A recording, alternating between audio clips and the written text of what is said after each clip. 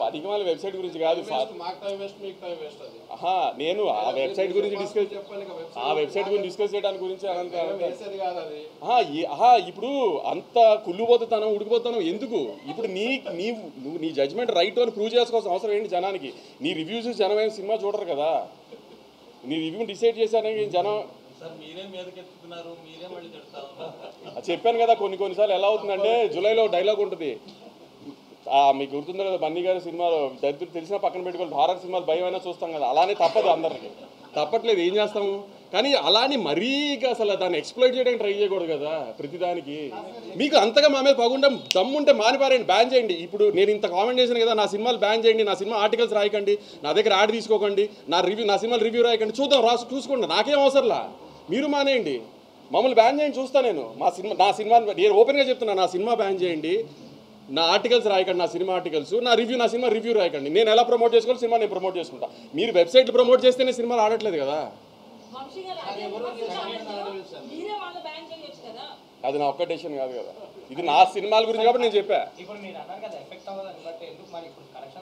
నాకు మన మీద బతుకుతూ మనల్ని ఎందుకు చంపాలనుకుంటున్నారని అడుగుతున్నా అంతే మన మీద బతుకుతున్నారా మనల్ని చంపాలని ఎందుకు అనుకుంటున్నారు ఏంటి ఆ సాడిజము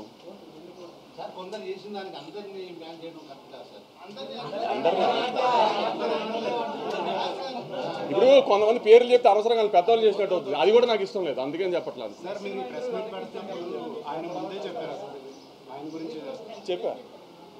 చెప్పా ఆబ్వియస్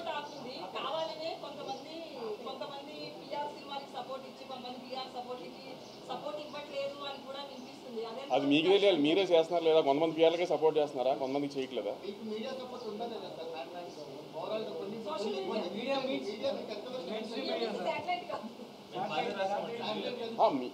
మెయిన్ స్ట్రీమ్ మీడియా అంతా బాగా రాసింది సోషల్ మీడియాలో కూడా అంతా ట్విట్టర్లో కానీ ఎక్కడ కానీ నెగిటివిటీ ఏం పెద్ద లేదు కానీ ఇప్పుడు నేను తీసిన సినిమా రివ్యూవర్కి నచ్చే సినిమా నేను తీయలేదు నేను ఒక ప్రాపర్ కమర్షియల్ థియేటర్ సినిమా తీశాను ఆ థియేటర్లో జనానికి నచ్చింది అది ఎందుకు మీ రివ్యూలు మీరు రాశారు దాన్ని ఎవరో మేము కాదనలేదు కదా దాన్ని ఎందుకు మీరు యాక్సెప్ట్ చేయండి సినిమా ఆడుతుందని కూడా సినిమా ఆడుతుందని కూడా బంకలు ఎత్తుకుతున్నారు ఎందుకు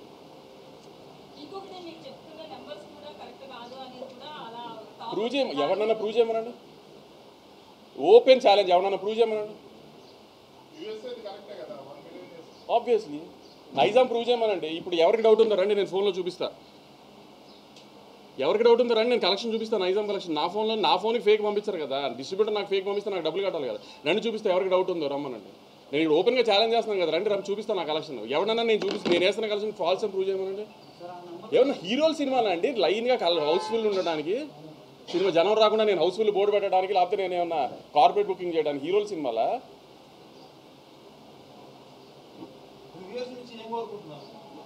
నాకు రివ్యూస్ నుంచి ఏమీ కోరుకోవట్లేదు నేను అంటుంది మేము మీ రివ్యూస్ని ఆమె రెస్పెక్ట్ చేసి ఏం అందరం యాక్సెప్ట్ చేసినప్పుడు సినిమా ఆడుతున్నప్పుడు ఆ సినిమాని ఎందుకు సపోర్ట్ చేయరు ఇంకా ఎందుకు పుష్ చేయరు ఆ సినిమాని మీరు అబ్జర్వ్ చేశారా ఏ వెబ్సైట్లో కూడా రివ్యూస్ వచ్చిన ఏ వెబ్సైట్లో కూడా గత 4 రోజులుగా సినిమా బాగా ఆడుతుంది కలెక్షన్స్ బాగా ఆడుతున్నాయి అని ఒకే ఒక వెబ్సైట్లో వచ్చింది ఆర్టికల్ మిగతా దేంట్లోనూ రాలా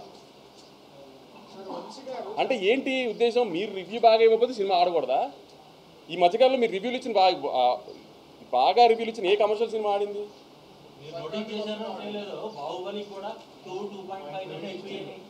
సినిమా పేర్లు రివ్యూలు మీరు రివ్యూ మీ జాబ్ మీరు ఇచ్చేసారు అయిపోయింది దాని తర్వాత సినిమా బాగా ఆడుతున్నప్పుడు దాన్ని ప్రమోట్ చేయడం కూడా మీ జాబ్ కదా దాన్ని పక్కన పెట్టేసి మీ రివ్యూని జస్టిఫై చేసుకోవడానికి ట్రై చేస్తే అది ఎంతవరకు కరెక్ట్ పోనీ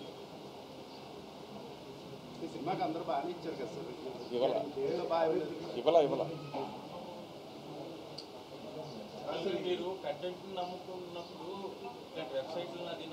నమ్ముతాను అనట్లేదు నేను మీకు చెప్తున్నా నేను ఇప్పుడు రివ్యూ అయితే ఎఫెక్ట్ చేసిందని కూడా అనట్లేదు రివ్యూ ఎఫెక్ట్ చేసి నాకు జీవి గారు చెప్పినట్టు 1 మిలియన్ చేయదు నేను అది అనట్లా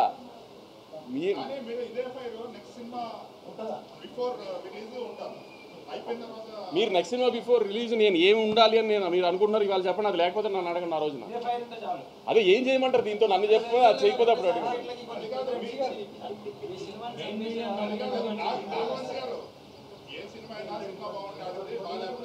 అంతే ఆబ్వియస్ సార్ నేను ఆడియన్స్ కూడా చెప్తున్నానండి, రివ్యూ అనేది ఒక మనిషి పర్సనల్ ఒపీనియన్.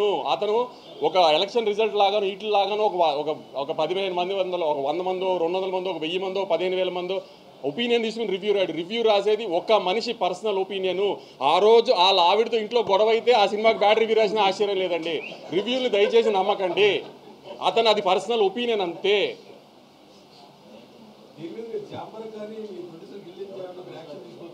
ఏమని దేనికి యాక్షన్ తీసుకోవాలి?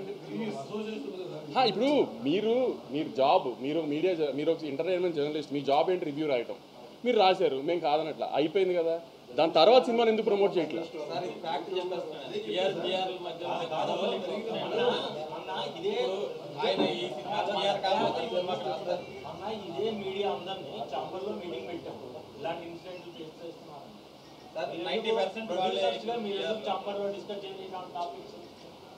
చెప్పాను కదా, ఒక సినిమా రిలీజ్కి వచ్చేప్పటికి ఏ ప్రొడ్యూసర్ వీక్నెస్ ఎలా ఉంటుంది, ఏ డైరెక్టర్ వీక్నెస్ ఎలా ఉంటుందో చెప్పలేము. ఏ రోజున ఎవరు బెండ్ అయిపోతారో చెప్పలేము. ఆ బెండ్ అయిన రోజున మళ్ళీ అన్నీ స్టార్ట్ అయిపోతాయి. అందుకే నేను యూనివర్సల్గా ఏం మాట్లాడట్లా. మీకు నన్ను బ్యాన్ చేయండి పోనీ మీ వెబ్సైట్లో, నా సినిమా బ్యాన్ చేయండి. నా సినిమా గురించి రివ్యూ రాయకండి, నా సినిమా నెగిటివ్ రాయకండి, పాజిటివ్ రాయకండి. మీకు మేము అవసరం లేదు, మీరు ఇండిపెండెంట్గా చేసుకోగలుగుతారు అంటున్నారు కదా. సినిమాలతో ప్రొడ్యూసర్లతో సినిమా ఆడటం, సినిమా బాగుండటం మీకు అవసరం లేనప్పుడు అలా చేయండి పోనీ. అదే చెప్తాను కదా, అదే లక్ష్మారావు నేను మీకు చెప్పేది. అదే రివ్యూ రాయటం నేను తప్ప అనట్లా. రివ్యూ రాయటం అతను పర్సనల్ ఒపీనియన్, అతను రాయచ్చు. అతను నచ్చుంటే అతను నచ్చిందని రాస్తాడు, నచ్చింది తర్వాత జరిగిందా నీకు అదే అన్న. అది ఇంకా బేసిక్ ఎథిక్స్ కదా, సినిమా ఇండస్ట్రీలో ఉన్నప్పుడు అది బేసిక్ ఎథిక్స్గా మెయింటైన్ చేయాలి కదా.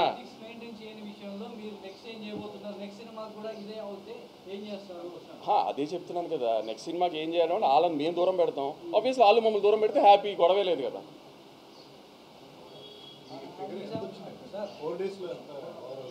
Around 70 crores gross hopefully. ఈ సంవత్సరంలో సంక్రాంతికి వస్తున్నాం, ఎలా 3-4 రోజుల్లో బ్రేక్ ఈవెన్ అయిందో అలానే మ్యాడ్ కూడా 4 రోజుల్లో ఆల్మోస్ట్ అన్ని ఏరియాస్ బ్రేక్ ఈవెన్ అయిపోయింది. ఒక 2 ఏరియాలు మాత్రం 90%లో ఉంది.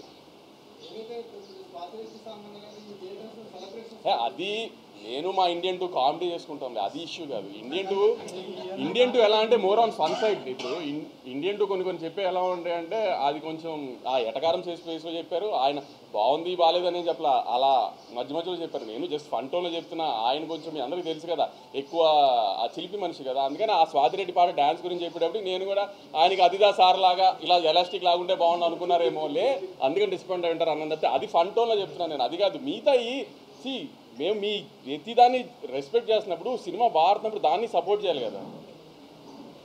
సినిమా బాడకపోయినా బాడట్లేదని చెప్పట్లేదు కదా ఎవరు పోనీ, దాన్ని ఎందుకు సపోర్ట్ చేయట్లేదు అని అడిగా అంతే. నేను నా సైడ్ అయిపోయింది, మీరు ఏమైనా అడగాలంటే చెప్పండి సార్. అదే లేదు సార్, ఎంటర్టైన్మెంటే స్టార్.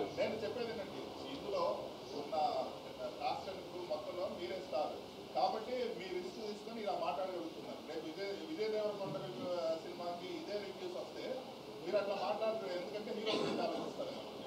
అది నేను ఇందాక చెప్పింది ఏంటంటే తప్పక కొన్ని చేయాల్సి వస్తుందని అంతే.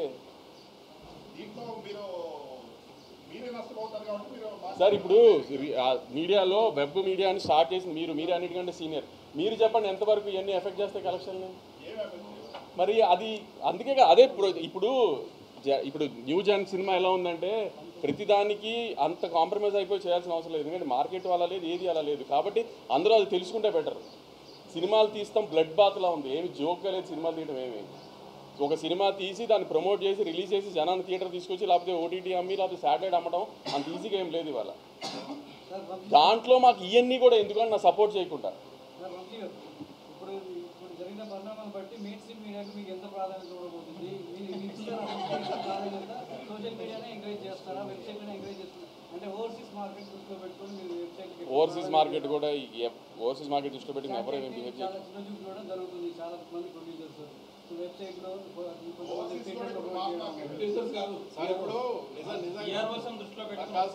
చెప్పండి. నిజంగానే వెబ్సైట్లలో యూట్యూబ్లలో మీరు ఇంటర్వ్యూలు ఇస్తే అమెరికాలో టికెట్లు తెచ్చుకున్నారు. అదే అలా ఏమి దేనికి తెగవండి. ఇప్పుడు ఆ లెక్కన ఇప్పుడు ఆ లెక్క నెలకి 15 సినిమాలు రిలీజ్ అయితే వారానికి 2 వేసుకోండి, నెలకి 10 సినిమాలు రిలీజ్ అయితే ఎన్ని సినిమాలకు ఓపెనింగ్ వస్తుంది? వాళ్ళు చెప్పేది మీరు చెప్పేది ఏంటంటే వాళ్ళకి ఇంటర్వ్యూలు ఇస్తే మీకు అమెరికా టికెట్ ఇక్కడ స్ట్రైట్